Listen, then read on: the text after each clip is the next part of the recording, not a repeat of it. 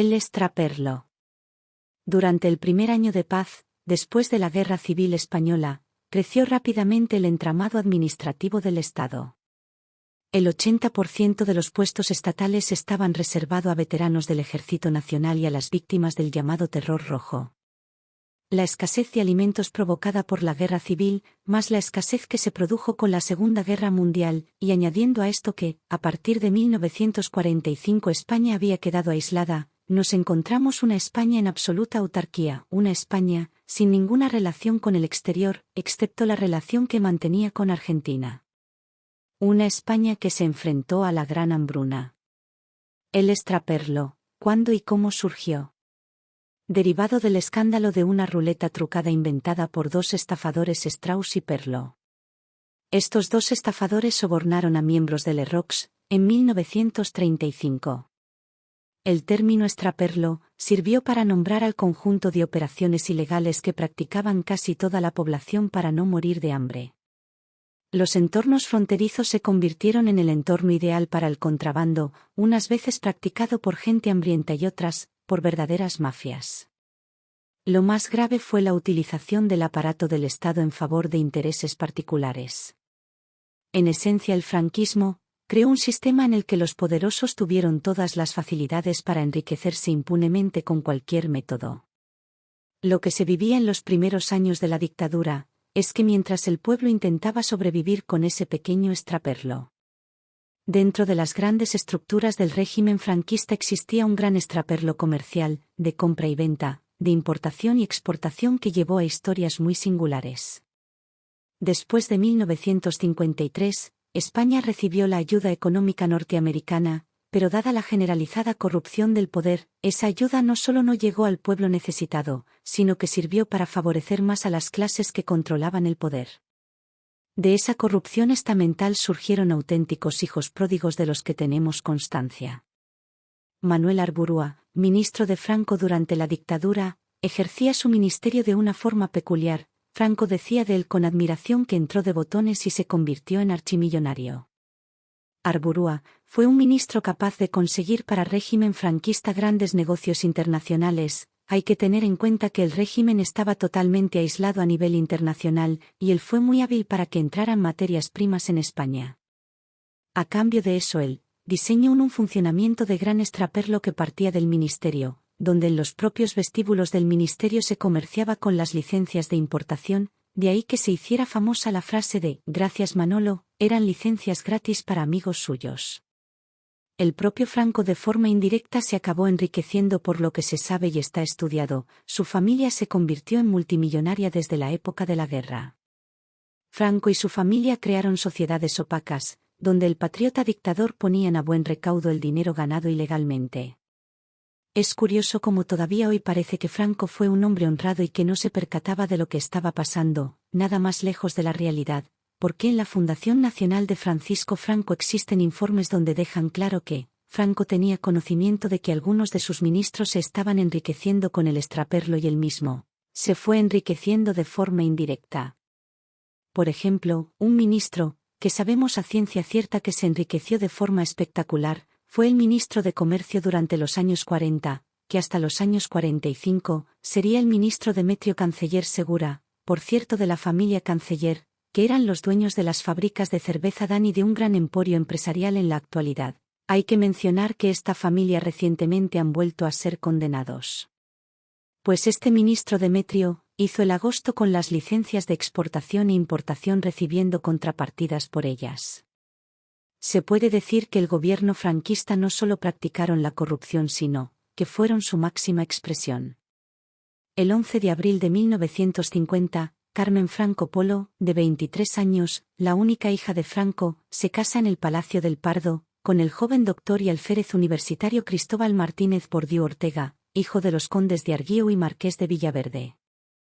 Según Villalonga, Franco lo había elegido como marido de su hija como último remedio. Los Franco habían soñado casar a su hija con alguien de las más altas esferas de las aristocracias españolas, pero la aristocracia se mostraba reacia a entroncar con aquellos bárbaros, por lo que se conformaron con que a la niña la llamaran señora marquesa. El marqués de Villaverde ve su nombre envuelto en un escándalo de importación de Vespas, aunque los apellidos Martínez Bordiú no aparecían en el Consejo de Administración de Vespa S/Diagonala. El marqués ocupaba un puesto privilegiado en la leyenda de la España extraperlista con el apodo de Marqués Vespa Verde.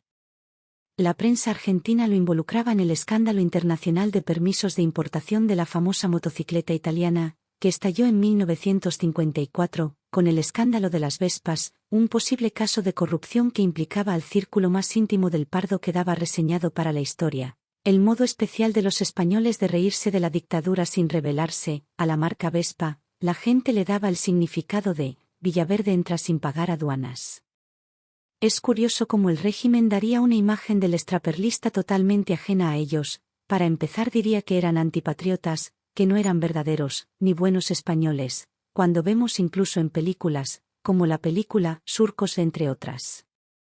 Aparece un extraperlista que se identifica con un hombre británico, estafador, entre otras cualidades de menosprecio. Es justo decir que, aunque en el negocio del extraperlo participaban todos, no era igual para el que lo manejaba desde una posición superior, para el cual era una actividad lucrativa, en la cual la mayoría de las veces contaban con protección e impunidad.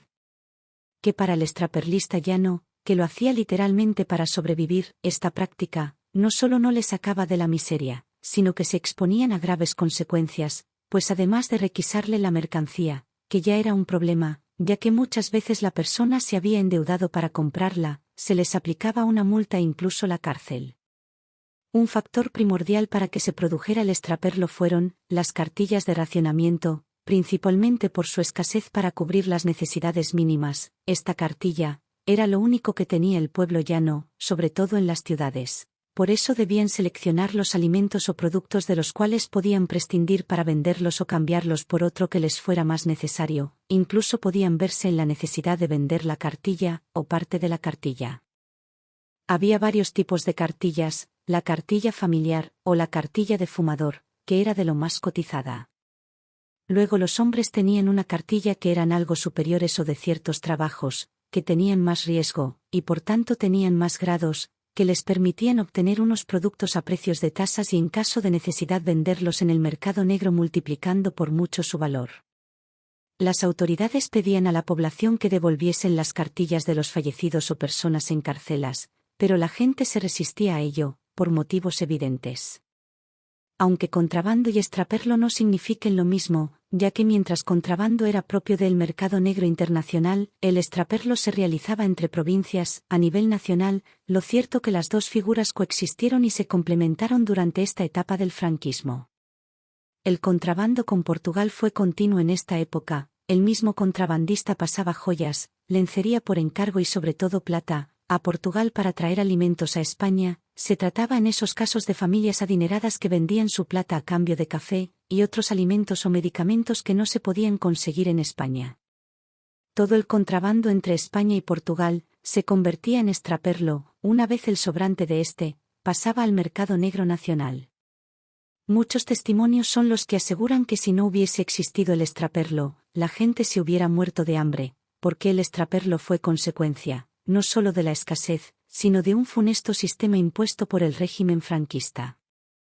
Un sistema de intervención económica por el cual, todos los productos regulados, que estaban intervenidos, y tenían un precio oficial, todos son los productos de lista del extraperlo y alcanzan precios en el mercado negro muchísimo más altos.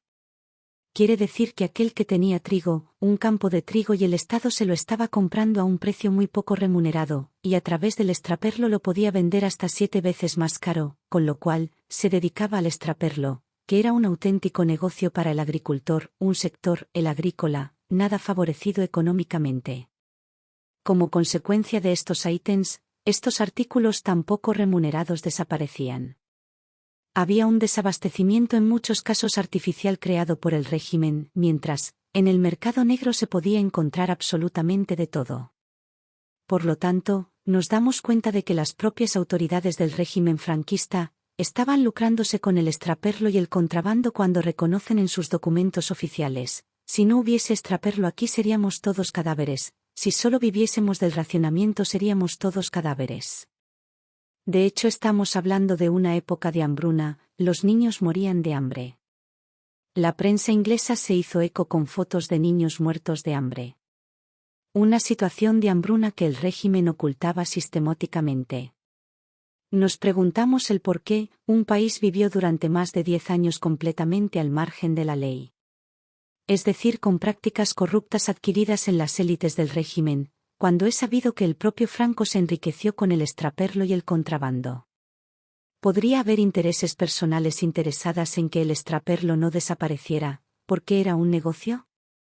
De ahí que se vea tan claro que hay dos tipos de extraperlo: el extraperlo de lucha de poder salir adelante, de esas matuteras, que sin marido tienen que sacar a su familia adelante, aunque no era exclusivo de las mujeres, pues como hemos referido del extraperlo participaban todos, pero sí hay que destacar el protagonismo de las mujeres en estas prácticas de pequeño extraperlo, que sin duda era el más peligroso. Y luego está el extraperlo de los grandes camiones de trigo, donde está implicado el ejército, gobernadores civiles, las altas jerarquías del régimen. Hablando de Portugal, Portugal estaba en la misma situación que España, no había tenido una guerra, pero estaba paupérrima, entonces aprovecha y se alía con Franco. Franco y Salazar, dos dictadores, se proponen impedir que esas fronteras no sean permeables de cara a los republicanos, que no se le metan a Salazar y le levanten allí el patio que tienen montado. Las autoridades portuguesas devolvían a España a todos los sospechosos de haber servido en el bando republicano. Una vez en España, se les aplicaba la pena capital. El contrabando de miseria, entre estos dos países, tuvo momentos en los que se especializó, por ejemplo en la entrada a España de medicamentos como la estreptomicina que la llevaban a Sevilla y al de Andreu se la mandaban a Barcelona. Eso era una necesidad del régimen, o el contrabando de cobre. En esta zona de contrabando se comercializa con todo.